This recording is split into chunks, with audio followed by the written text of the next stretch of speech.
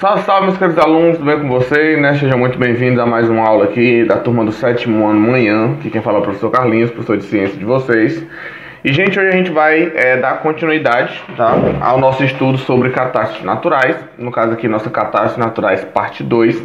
A primeira parte nós já vimos na aula passada, né? Se você ainda não assistiu, dê uma olhada lá no canal, tá bom? E hoje a gente vai encerrar essa primeira parte de catástrofes naturais, para na próxima aula a gente já começar a falar sobre os impactos ambientais, tá? Lembrando que tudo isso ainda faz parte do capítulo 1, que ele é um capítulo um pouco extenso, tá ok? Então vamos nós. Então, gente, olha só. Para começar, nós vamos falar um pouquinho sobre os terremotos, tá bom? Terremotos, na verdade, são vibrações, né, são ondas sísmicas provocadas da superfície terrestre. E essas vibrações, né, na superfície da Terra, ela pode ser originada por alguns fatores. Por exemplo, movimentação das placas tectônicas, tá? Quando essas placas tectônicas se movimentam, elas podem originar os terremotos, nós já vimos isso na aula passada. A atividade vulcânica, tá? Quando o vulcão entra em erupção, se for um vulcão de grande porte, por exemplo, ele pode gerar tremores na Terra também.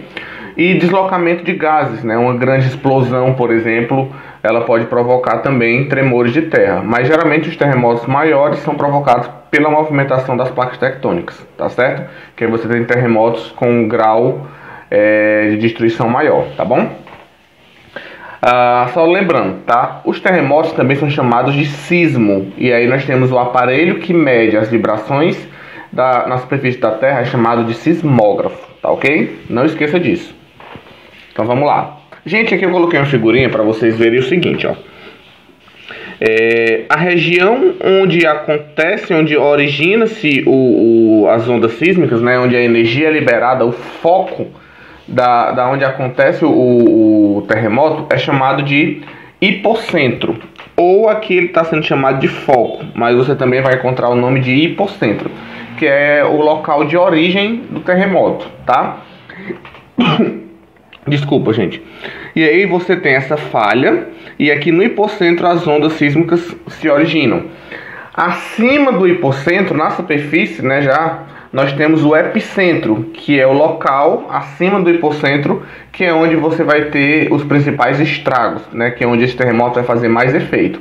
O ponto de origem é o hipocentro, ou foco, e o epicentro é a região acima, né, na superfície, onde você vai ter os destroços, né, onde você vai ver realmente o efeito, as consequências do terremoto, onde ele vai atingir ali, principalmente na superfície da Terra, tá?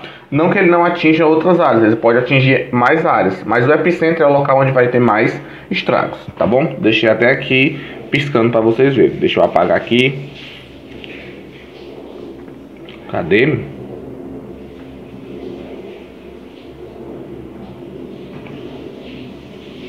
Pronto. Então vamos lá. Então, gente, nós temos duas escalas que medem a magnitude, né, e os efeitos do terremoto. A mais comum, a mais conhecida é a famosa escala Richter, tá certo?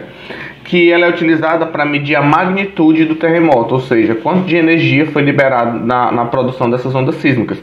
E aí a escala de Richter, ela vai geralmente do 1 até o 9. E aí eu coloquei aqui para vocês verem, ó. Geralmente tremores menor que 3,5 geralmente não é sentido, mas ele já pode ser registrado, mas geralmente você não sente muito, né? Se for até 5,4 já causa pequenos danos. De 5 a 6 você já tem pequenos danos em edifícios. Quando ele chega acima de 8, aí você já tem um terremoto muito forte que já causa uma destruição total aí na área onde ele afetou, tá? Podendo destruir prédios, casas, carros, né? Já é um terremoto com tremor, com um poder muito maior. Outra observação é que, ainda que cada terremoto tenha o mesmo valor, por exemplo, pode ser que aconteça 2 terremotos de 5,0 na escala Richter, mas vai depender da onde ele aconteceu, né? Porque às vezes eles podem ter efeitos diferentes. Não é porque um terremoto tem 5 e o outro também tem 5 que o efeito vai ser o mesmo. Pode ser que um tenha acontecido numa região pouco habitada, então não vai ter tanto efeito assim. Já outro aconteceu numa área muito habitada, tá? E aí nós temos outra escala que também mede a questão dos terremotos, que é a escala de Mercalli. Só que a escala de Mercalli, ela não mede a magnitude, ela não vai medir as ondas, né, a energia liberada, ela vai medir o poder de destruição. E ela vai de 1 a 12. Então, por exemplo, um terremoto que aconteceu no deserto, um 7.0, um terremoto de alta energia, mas como está no deserto e não tem muita construção, tem pouca gente ali, ele não vai causar muito efeito. Então pode ser que ele receba fator 2 na escala de Mercalli, tá certo? Porque a escala de Mercalli ela vai medir a destruição, o visual, que você consegue ver, o que foi destruído e arrasado. Da mesma forma, um terremoto de escala 5, por exemplo, que aconteceu numa área muito urbanizada, que matou muita gente, que destruiu muita coisa, mesmo sendo escala 5, na escala Richter, na escala Mercalli ele pode ser 7, 8, tá certo? A escala Mercalli mede o poder de destruição, tá? A escala Richter mede a magnitude, ou seja, a quantidade de energia liberada, tá bom? E aqui isso é para vocês verem um exemplo, né, do poder de destruição de um terremoto, os estragos que eles podem causar, sem contar, infelizmente, nas quantidades de vidas que são perdidas, fora as pessoas que ficam desabrigadas, tá bom? E detalhe, né? O Brasil ele não sofre muito com terremotos de alta magnitude. A gente tem sim tremores de terra mais baixos, né, com um nível mais baixo, mas a gente não sofre com tremores de alta magnitude. Por quê? Porque geralmente esses terremotos acontecem em áreas próximas de encontro de placas tectônicas, e o Brasil se localiza no centro de uma placa tectônica. Então ele não está numa zona de perigo, numa zona de alta instabilidade, tá certo? Então vamos lá. Os tsunamis, né? Tsu significa porto e nan significa ondas, né? Os tsunamis, na verdade, são ondas gigantescas, né, que acontecem no oceano, que se formam após um terremoto, né, um maremoto, que isso acontece no fundo do oceano, ou algum outro evento geológico, por exemplo, um vulcão, né?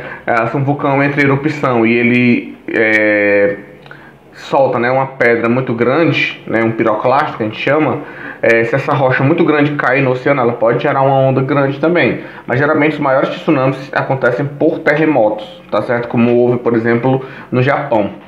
E aí, nós temos aqui as ondas gigantescas, né? Já aconteceu casos de ondas de mais de 36 metros de altura. É como se fosse literalmente um muro de água vindo em sua direção, tá? Aqui foi o caso que aconteceu no Japão, né? Nós tivemos o Japão teve um terremoto muito grande, seguido de um tsunami. Esse terremoto fez formar uma onda gigantesca que assolou, né, a cidade do Japão, que foi um evento lastimável, né? E aqui eu coloquei para vocês verem como se forma um tsunami. Olha só, um terremoto faz tremer o fundo do mar e ele gera uma falha. Esse fenômeno desloca para a superfície uma grande massa de água. Então houve um movimento das placas, né? Houve um maremoto ali, um terremoto, e esse terremoto faz deslocar uma grande massa de água.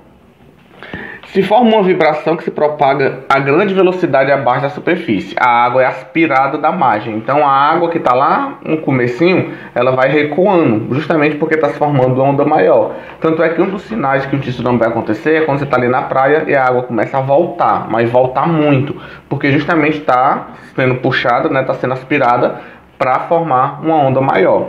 E aí, ao se aproximar da costa, essas ondas gigantes se formam, né, com altura e uma energia muito grande, e ela vem com tudo para cima da cidade, né, onde ela vai afetar, por exemplo, tá? Aqui, gente, foi um gifzinho que eu coloquei para vocês verem um pouquinho, né, do que aconteceu no Japão, né, as ondas, quando o tsunami atacou, o nível da água do mar subiu e as ondas foram arrastando tudo, né? Você, se quiser ver melhor, tem lá no YouTube o tsunami que houve no Japão, tá bom?